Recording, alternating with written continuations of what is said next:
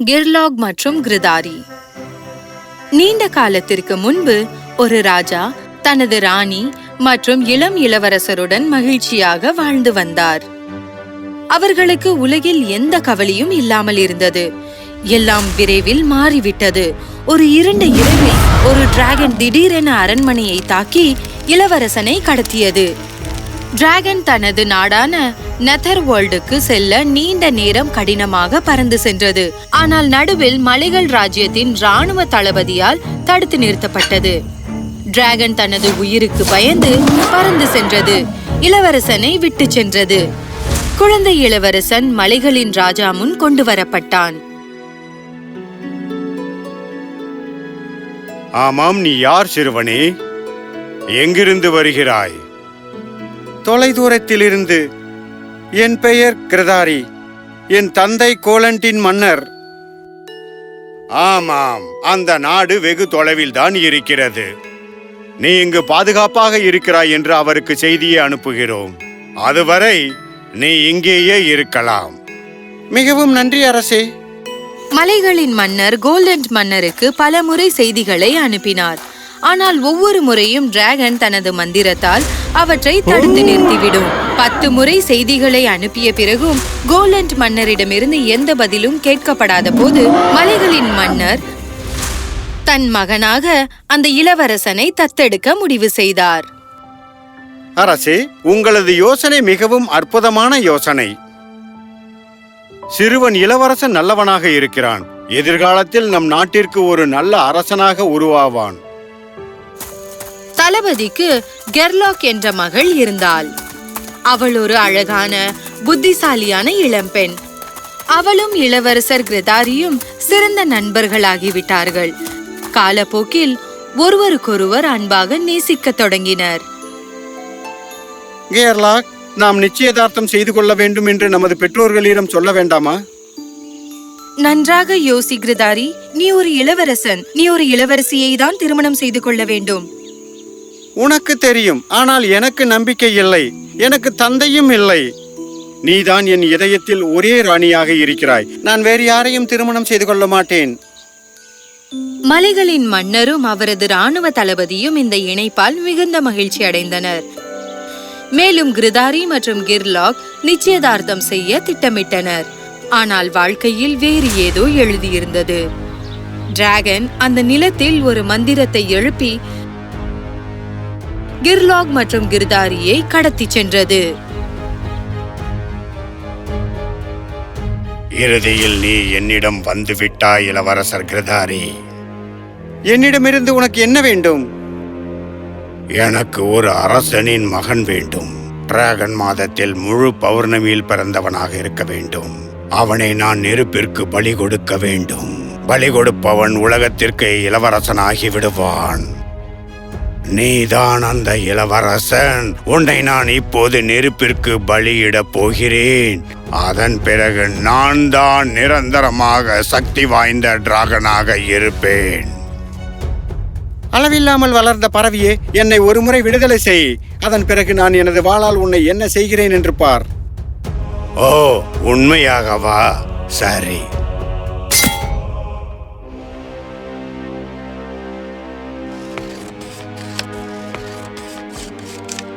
என்னுடன் போராடு. கிருதாரி, உன்னால் போரில் நீண்ட காலம் நீடித்து இருக்க முடியாது. ஏனென்றால் அது மந்திரத்தால் போரிடும். அங்கு பார், அந்த மேஜையில் ஒரு சாம்பல் பெட்டி உள்ளது. நீ சண்டையிடும் போது அதை என்னிடம் கொண்டு வா. பின்னர் என் கயிறுகளை வெட்டி என் அருகில் இரு. மீதியை நான் செய்வேன். எனவே கெர்லாக் அறிவுறுத்தியபடி கிருதாரி அவளுக்கு சாம்பல் பெட்டியை கொண்டு வந்து அருகில் நின்றான்.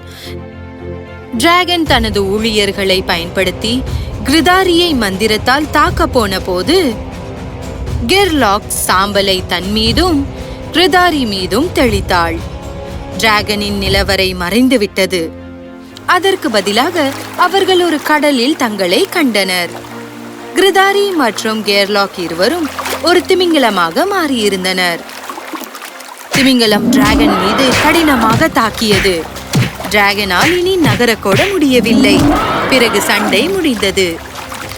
கிருதாரி மற்றும் கெர்லாக் நீந்தி சோர்வாக களைத்து வெளியே தங்கள் சுய வடிவங்களுக்கு திரும்பினர். இதுவரை என்ன நடந்தது? டிராகன்களுக்கு தண்ணீர் பிடிக்காது. அவைகளை ஒரு கடலுக்குள் இழுப்பதுதான் ஒரே ஒரு தோற்கடிக்கும் வழி. ஆனால் நாம் இங்கிருந்து எப்படி செல்வது? நமது நாடு எங்கே இருக்கிறது? நமது ராஜ்யம் உலகின் மறுபக்கத்தில் உள்ளது. இங்கிருந்து நாம் செல்லக்கூடிய ஒரே இடம் கோலண்ட், உங்கள் தந்தையின் ராஜ்யம். அப்படியா? எவ்வளவு தூரம் இருக்கும்? என்னால் ஒரு நொடியில் அழைத்து செல்ல முடியும். ஆனால் நீ எனக்கு சத்தியம் செய்ய வேண்டும். நீ என்ன சொன்னாலும் சரி கெர்லாக். என்ன நடந்தாலும் நீ தண்ணீர் குடிக்க நிற்க கூடாது. அப்படி செய்யாவிட்டால் பெரும் துரதிருஷ்டம் நமக்கு நேரிடும். இதை உன்னுடன் வைத்திரு, ஏனென்றால் இந்த சாம்பல் தீமைகளின் கோடுகளை கொண்டுள்ளது. இதை நீ எப்போதும் மறந்து விடாதே. இல்லை என்றால் உன் மணமகளாகும் வரை நீ என்னை மறந்து விடுவதாக இது செய்துவிடும். எனக்கு ஒன்றும் புரியவில்லை. என்ன நடந்தாலும் சரி, நான் தண்ணீர் குடிப்பதை நிறுத்த மாட்டேன். நான் அப்படி செய்தால் நமக்கு பெரும் ஆபத்து ஏற்படும் வாய்ப்பிருக்கிறது. நான் அதை எப்போதும் செய்யக்கூடாது. ஆமாம், நான் அப்படி செய்தால் மணமகளாக இருக்கும் உன்னையும் இந்த நாட்டின் மகுடத்தையும் மறந்து விடுவேன் அல்லவா?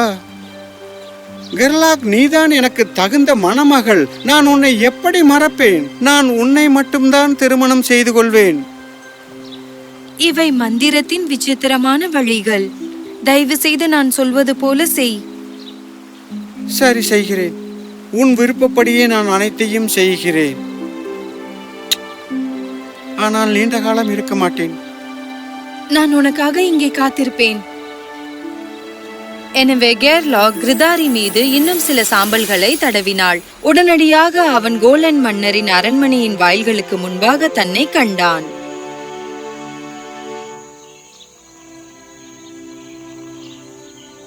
அரண்மனை இங்குதான் இருக்கிறது. சிறிது நேரத்தில் நான் அங்கு சென்று விடுவேன். அரண்மனையின் வாயில் மிக அருகில் இருப்பதாக தோன்றியது. ஆனால் கிருதாரி எவ்வளவு கடினமாக நடந்தாலும் அவனால் வாயிலை அடைய முடியவில்லை. அவன் நடந்து சென்றது பல மணி நேரம் போலும் பல மைல்கள் நடந்து சென்றது போலவும் தோன்றியது.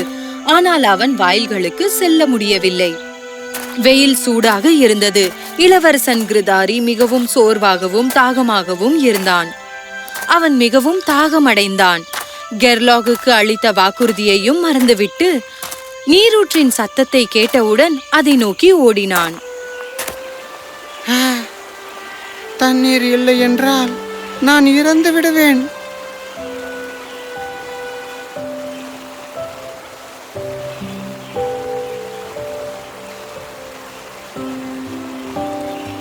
சிறுவனே, நீ என் மகன்தானே?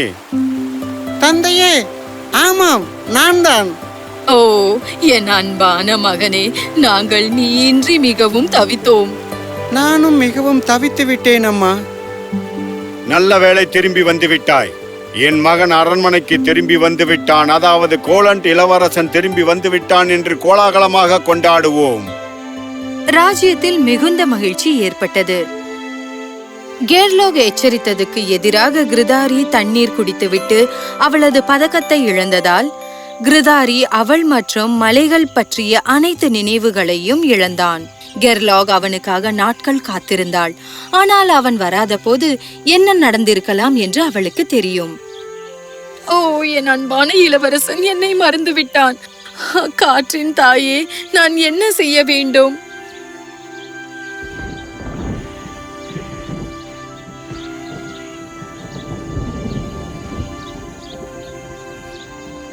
வாழ்க்கை விசித்திரமானது மற்றும் திருப்பங்களை கொண்டது. சில நல்லது, சில கெட்டது. ஆனால் விரக்தி வேண்டாம். இயற்கையின் குரலை கேட்டு கெர்லாக் சில சாம்பலை அவள் மீது தேய்த்தாள். இளவரசன் கிருதாரி தண்ணீரை குடித்த அதே ஓடையை அவள் அடைந்தாள். அவள் அங்கே தனது பதக்கத்தை கண்டுபிடித்து எடுத்தாள். பின்னர் அவள் ராஜ்யத்திற்குள் சென்றாள். அவள் வேலை தேட ஆரம்பித்தாள்.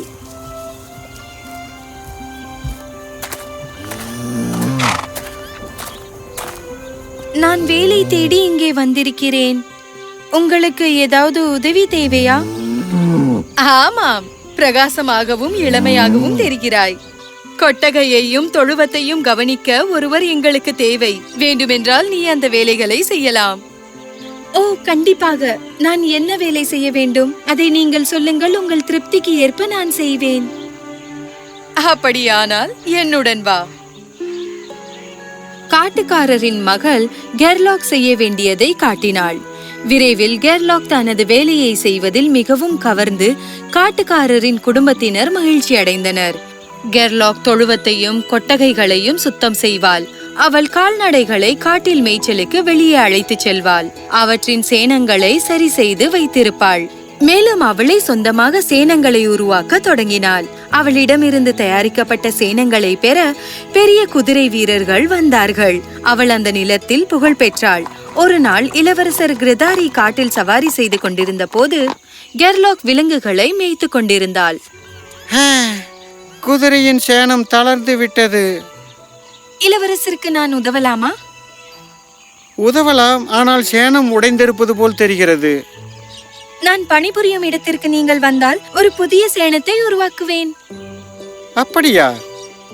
எங்கள் நாட்டில் சிறந்த சேணம் தயாரிப்பவர்களா நீங்கள்? நான் பிரபலமான இளவரசன் என்பது எனக்கு தெரியாது, ஆனால் சேணத்தை எப்படி செய்வது என்று தெரியும். கிரதாரிக்கு கெர்லாக் பற்றிய நினைவு இல்லை. அவன் அவளுடன் காட்டுக்காரரின் வீட்டிற்கு சென்றான். அங்கு அவள் அவனுக்காக புதிய சேணத்தை தயார் செய்தாள். இதோ உங்கள் சேணம். நன்றி, மிகவும் சரியாக இருக்கிறது. இதற்கு நான் எவ்வளவு பணம் கொடுக்க வேண்டும்? எனக்கு பணம் செலுத்த வேண்டும் என்றால் உங்கள் நிச்சயதார்த்தம் போது என்னை அழைத்து உங்கள் இருக்கைக்கு அருகில் என்னை உட்கார வையுங்கள். இவ்வாறாக நீங்கள் எனக்கு சத்தியம் செய்ய வேண்டும். சரி, வினோதமான கோரிக்கையாக தான் இருக்கிறது. ஆனால் உங்கள் கோரிக்கை நிறைவேறும் என்று நான் உறுதியளிக்கிறேன். இளவரசன் இளவரசியை தான் திருமணம் செய்ய வேண்டுமா? ஆமாம், அதுதான் வழக்கமும் கூட. உண்மையில் நான் நாளை அண்டை நாட்டிற்கு சென்று அங்குள்ள 7 இளவரசிகளில் ஒருவளை மணமகளாக தேர்ந்தெடுக்க இருக்கிறேன். சேணம் கொடுத்ததற்கு நன்றி. எனவே அடுத்த நாள் கிரதாரி ஒரு அண்டை ராஜ்யத்திற்கு சென்றான். வழக்கம் போல் அனைவரையும் விட அழகாக இருக்கும் ஒரு மணப்பெண்ணை அவன் தேர்ந்தெடுத்தான். திருமணம் கோலாண்டில் கொண்டாடப்பட இருந்தது. கிரதாரி தேர்வு செய்த இளவரசி மிகவும் மோசமான இயல்புடையவள் மற்றும் அவளை அவன் விரும்பவில்லை என்று விரைவில் உணர்ந்தான். இந்த படகில் நான் பயணம் செய்ய நீங்கள் விரும்புகிறீர்களா? இது அசிங்கமாக உள்ளது. இது படகு இல்லை, இது ஒரு கப்பல். இன்னும் எவ்வளவு அழகாக இருக்க வேண்டும் என்று விரும்புகிறீர்கள்? உங்களுக்கு இது போன்ற மோசமான சுவை இருப்பதாக எனக்கு தெரிந்திருந்தால் நான் உங்களை திருமணம் செய்ய ஒப்புக்கொண்டிருக்க மாட்டேன். இதை பற்றி இனிமேல் விவாதிக்க வேண்டாம். இளவரசனும் இளவரசியும் கோலாண்டை அடைந்தார்கள். ஆனால் இளவரசியின் மனநிலை மேம்படவில்லை. உங்களது இவ்வளவு சிறிய அரண்மனையாக இருக்கிறது. இங்கு 1000 அறைகள் இருக்கின்றன. இன்னும் எவ்வளவு பெரியது வேண்டும்? இது அசிங்கமானது மற்றும் சிறியது. விரைவில் நிச்சயதார்த்த நாள் வந்தது. அவனது வாக்குறுதியை நிறைவேற்றும்படி கிரதாரி கெர்லாக்கை அழைத்து விருந்தில் அவனுக்கு அருகில் அமர வைத்தான். இளவரசிக்கு இது பிடிக்கவில்லை. நம் மேஜையில் அமர்ந்திருக்கும் இந்த பெண் யார்? இவர் கோலண்டின் பிரபல சேணம் தயாரிப்பாளர் ஆவார். என்ன? நீங்கள் ஒரு சேணம் தயாரிப்பவளை நம் மேஜையில் உட்கார வைத்திருக்கிறீர்களா? கொஞ்சம் கவனமாக பேசுங்கள். உங்களுக்கு எவ்வளவு தைரியம்? என்னால் இங்கு சண்டை ஏற்படுகிறது போல் தோன்றுகிறது. நான் செல்கிறேன். வேண்டாம், நான் உங்களுக்கு வாக்களித்திருக்கிறேன். என்னிடமிருந்து இந்த பரிசை ஏற்றுக்கொள்ளுங்கள். இதை உங்கள் கழுத்தில் அணியுங்கள். நீங்கள் வாக்குறுதியை நிறைவேற்றியதாக கருதி கொள்வேன். அணிந்து கொள்கிறேன். இந்த பதக்கத்தை நீங்கள் ஒருபோதும் விட்டுவிடக் கூடாது. அவ்வாறு செய்தால் உங்களுக்கு மணமகளாக வருபவளை நீங்கள் மறந்து விடுவீர்கள். இத்தகைய அசிங்கமான பதக்கத்தை அணிவீர்களா?